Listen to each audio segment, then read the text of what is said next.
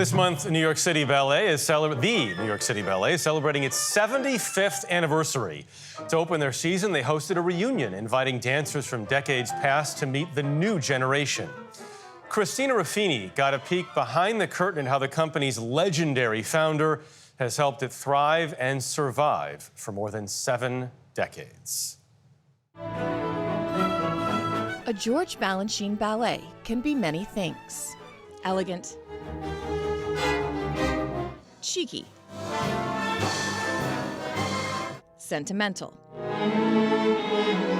But the heart of Balanchine's work is the dancers at its core. What does it mean to be a dancer in the New York City Ballet? I think that it means that you love to work and to truly dance. It's not an easy gig. It's not an easy gig. I think India Bradley, Miriam Miller, and Dominika Afaneskov are part of an elite ensemble. My first performance here, the curtain comes up and you're like, okay, wow, this is pretty cool, yeah. Since its founding 75 years ago, the New York City Ballet has been home to some of the world's best dancers. We get to dance so much, no matter if you're a soloist, principal, or in the corps. The amount of just ballets we do on a weekly basis is indescribable. But the real star has always been the company and its legendary founder, a Russian-turned-American, known to generations of dancers as simply Mr. B. What is it about his technique, his choreography that has endured? Well, I think the musicality, the beauty, the intensity. Kay Mazzo joined New York City Ballet in 1961 at age 15. Balanchine came and taught us every day. He taught class every morning. What's your favorite memory of him? Probably his standing in the wings, the front wing, every night, watching us dance. Wasn't that terrifying? You know, you got so used to it.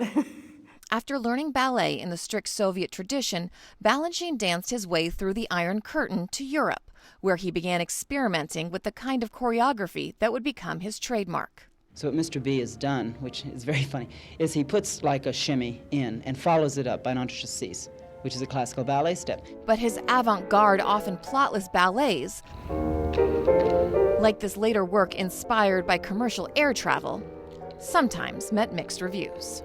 For ballet critics of expertise, there may be many reasons for liking or not liking this ballet. In 1934, Balanchine moved to New York to start a school that would teach dancers to move the way he wanted. His hand should be that finger. What is the difference between the Balanchine aesthetic and other styles? It's knowing what you're doing with your body at every moment. It's the energy you put into every moment that you're dancing. It's the thought process that's going on about what's happening with your little finger. Then in 1948, the New York City Ballet was born. I don't want to claw there, yeah.